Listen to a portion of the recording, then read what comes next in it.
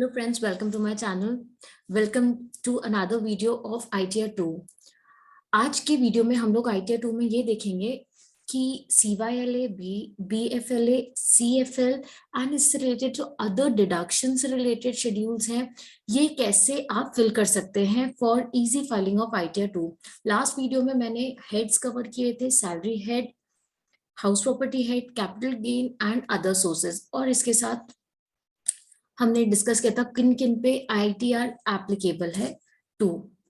तो बिना देरी के मैं वीडियो स्टार्ट करती हूँ. अदर सोर्सेस के बाद जो शेड्यूल है वो है CYLA. CYLA शेड्यूल जो है वो करंट ईयर लॉसेस से रिलेटेड है.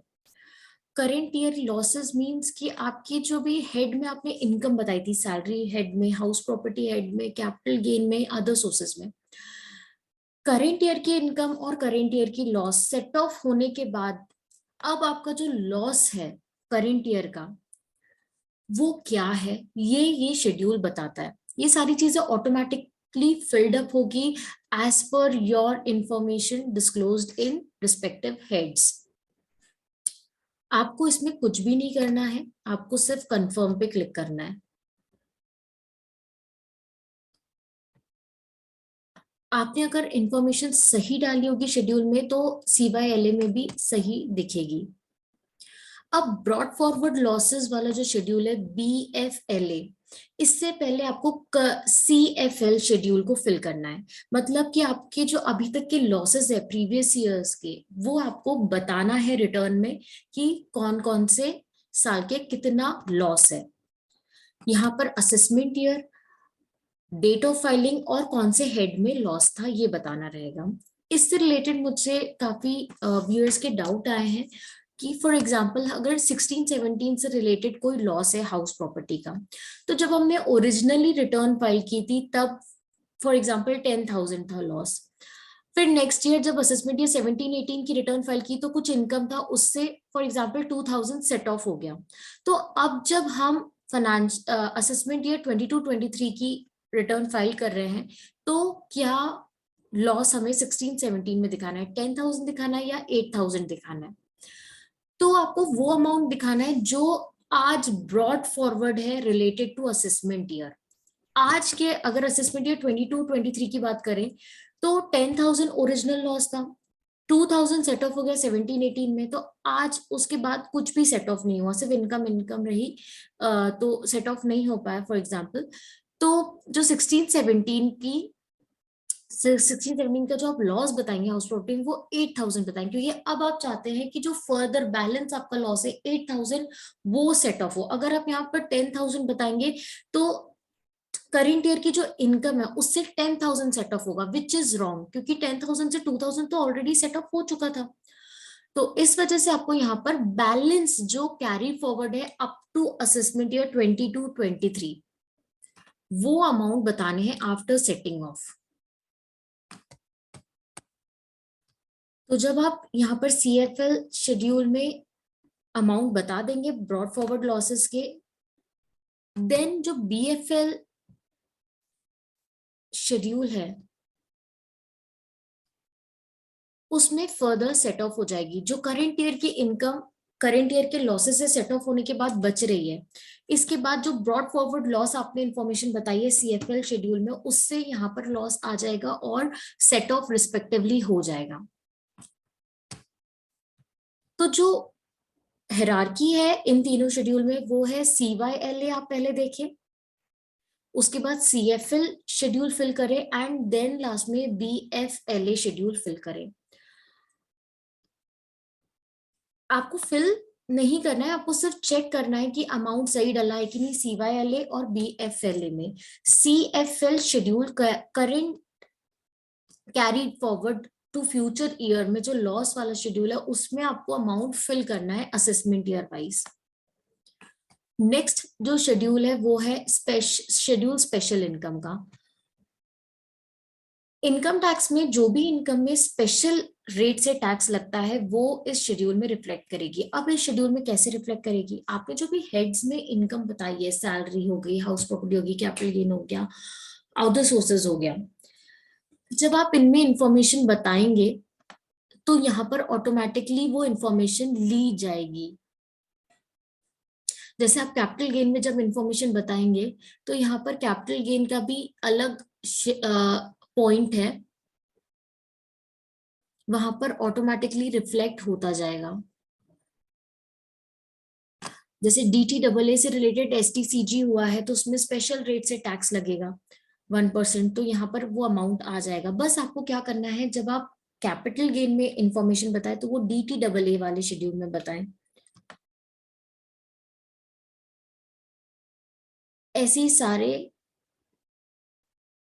जो यहाँ पर लिस्ट दी हुई है स्पेशल इनकम की, वो ऑटोमेटिकली रिफ्लेक्ट होगी आप अगर रिस्पेक्टिव शेड्यूल में सही तरीके से बताएंगे तो।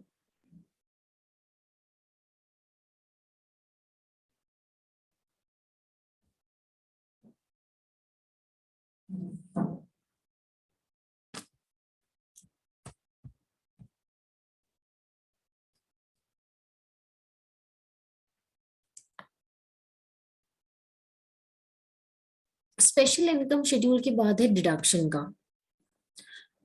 बहुत ही इंपॉर्टेंट शेड्यूल है ये। अगर आप ATC से रिलेटेड आपके डिडक्शन है तो आपको इंफॉर्मेशन जो हमने स्टार्टिंग वाले क्वेश्चन में बताई है उससे रिलेटेड आपको यहाँ डिटेल बताना है। फॉर एग्जांपल ATG का डोनेशन है तो आपको उससे रिलेटेड जो डोनी की डिटेल्स है वो आपको शेड्यूल में बताना है। आपको यहाँ पर ऐड एंड अदर करके ATC से रिलेटेड हो गया, ATE से रिलेटेड हो गया, AT CCD सबसेक्शन 1, ये सारी लिस्ट आपको यहाँ पर मिल जाएगी।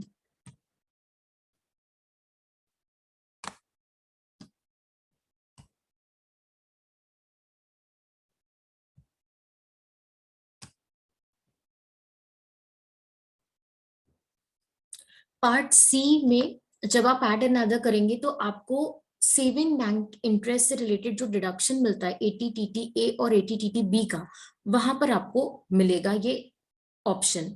कहाँ पर? पार्ट C में। पार्ट B में आपके नॉर्मल ATC ATE से रिलेटेड है।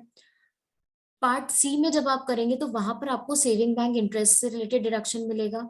अगर आप डिसेबिलिटी से रिलेटेड डिडक्शन क्लेम करते हैं ATU तो आपको वहां मिलेगा।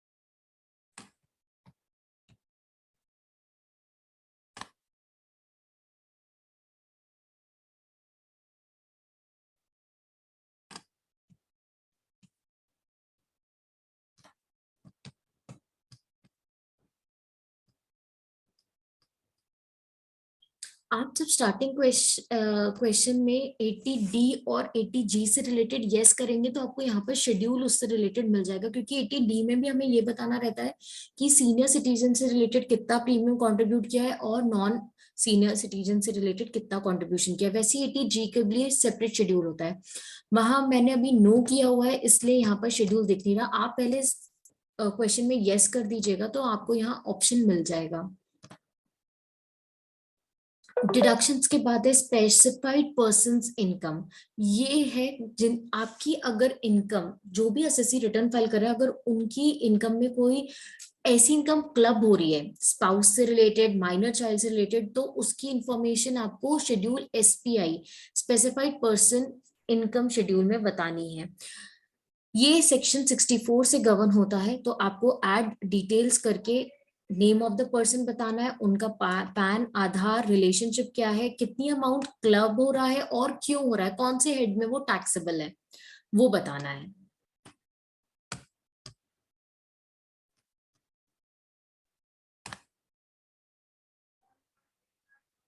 देन इसके बाद है एएमटी शेड्यूल और एएमटी क्रेडिट शेड्यूल। एएमटी ये भी ऑटोमेटिकली फिल होगा, बस आपको चेक करना है whether in your case AMT is applicable और नॉट।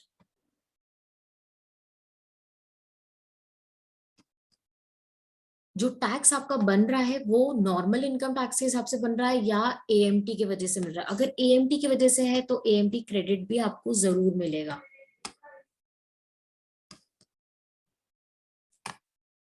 फिर इसके बाद आपके आते हैं कंप्यूटेशन ऑफ टोटल इनकम। जब आप ये पूरी रिटर्न्स भर देंगे, पूरी डिटेल्स भर देंगे, तो उसके बाद आपका कंप्यूटेशन ऑफ टोटल इनकम बन जाएगा। आपको ये वेरीफाई करना है कि कैसे सारी इंफॉर्मेशन सही तरीके से रिफ्लेक्ट कर रही है कि नहीं, उसके बाद ही आप आगे बढ़े। लास्ट ईयर यही गलती हुई थी काफी एसएससी से कि उनने ये शेड्यूल चेक नहीं किया, कुछ कुछ इंफॉर्मेशन सही तरीके से रिफ्लेक्ट नहीं कर रही थी एंड उनको फिर इंटीमेशन मिला है। जब टोटल इनकम आपकी सही कंप्यूट होगी तो आपका टैक्स भी सही कंप्यूट होगा। Tax payable on deem total income कितनी है, एएमटी टोटल इनकम कितनी है, रिबेट आपको प्रॉपर मिला है कि नहीं, यू हैव टू चेक। ये यूटिलिटी सब कुछ सही कैलकुलेट करती है, बट आपको अपने एंड पे ये सब चेक करना है। अब ये टैक्स पेड डिटेल्स जो है, ये आप जब अगर प्रीफिल करेंगे, प्रीफिल डाउनलोड करेंगे, तो उसमें टीडीएस से रिलेटेड, एडवांस टैक्स से रिलेटेड ये सब आपकी इंफॉर्मेशन शो होगी। बट सेल्फ असेसमेंट टैक्स से रिलेटेड आपको खुद अमाउंट डालना है। तो व्यू टैक्स पेमेंट पे जब आप क्लिक करेंगे,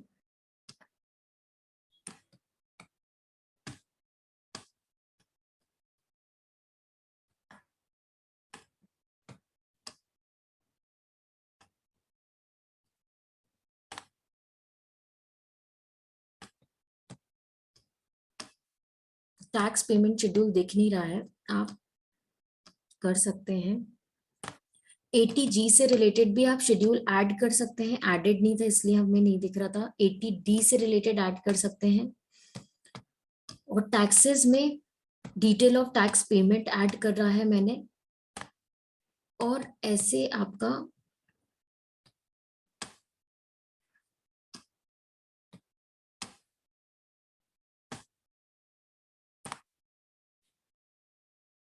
अब आप देख सकते हैं 80G अलग से दिखने लगा है डिडक्शन में। यहां पर आपको डोनी की डिटेल्स डालनी है। पहले तो आपका कौन सी क्वालिफाइंग लिमिट है, 100% या 50%। अब ये आपको कैसे पता चलेगा, तो आपको जो रिसीट मिली होगी, डोनेशन रिसीट, उसमें 80G रजिस्टर्ड एंटिटी को बताना रहता है कि ये जो डोनेशन है ये 100% एलिजिबल है या 50% एलिजिबल है। तो आप अकॉर्डिंगली जब उसको सिलेक्ट करेंगे तो आपको PAN of donee, name of donee, उनका एड्रेस, अमाउंट कितना कैश में आपने डोनेट करा है, अदर देन कैश मोड कितना है, और एलिजिबल अमाउंट ऑटोमेटिकली कैलकुलेट हो जाएगा। तो ये थी 80G से रिलेटेड जानकारी। अब हम 80D देख लेते हैं।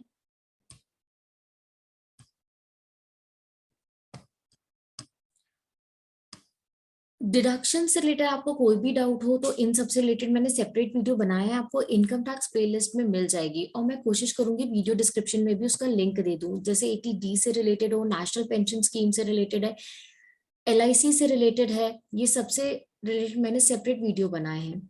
आपको 80D सेक्शन में वेदर यू और any of your family member is a senior citizen, कोई सीनियर सिटीजन है आपके फैमिली मेंबर में, तो आपको यस सिलेक्ट करना है सो दैट सीनियर सिटीजन से रिलेटेड भी टैब्स आपको मिल जाए, अदरवाइज वो फ्रीज रहेंगे अगर आप नो सिलेक्ट करते हैं तो।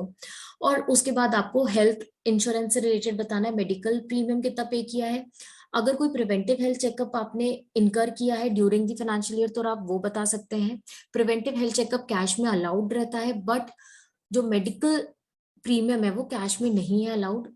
वैसे ही आपको आपके पेरेंट जो सीनियर सिटीजन है उनसे रिलेटेड प्रीमियम अमाउंट कितना है, प्रिवेंटिव हेल्थ चेकअप कितना है, और अगर आपने सीनियर सिटीजन आपके पेरेंट्स का मेडिकल इंश्योरेंस नहीं लेके रखा है बट कुछ मेडिकल एक्सपेंडिचर इनकर किया है, तो आप वो भी बेनिफिट ले सकते हैं।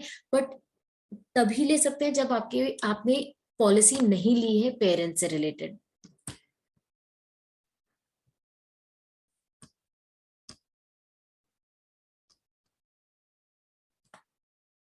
तो ये थे 80G 80D के डिडक्शंस। टैक्स पेड शेड्यूल भी हमने ऐड किया था, ऐड मोर शेड्यूल्स में क्लिक करके। यहाँ पर आपके टीडीएस की इंफॉर्मेशन रिफ्लेक्ट होगी, नहीं हो रही है तो आपको 26AS और AIS स्टेटमेंट से देख के इसको फिल करना है। Advance tax self assessment tax आपको लास्ट वाले टैब में बताना है ऐड डिटेल्स करके, जिसमें BSR कोड, चालान डेट, चालान सीरियल नंबर, अमाउंट कितना, ये सारी चीजें बतानी है। तो ये आप 26AS से देखें, उसमें आपको एडवांस टैक्स और टीडीएस की जानकारी मिल जाएगी। और सेल्फ असेसमेंट टैक्स आप रिसेंटली जमा करेंगे तो आप वो डिटेल डाल सकते हैं चालान देख के।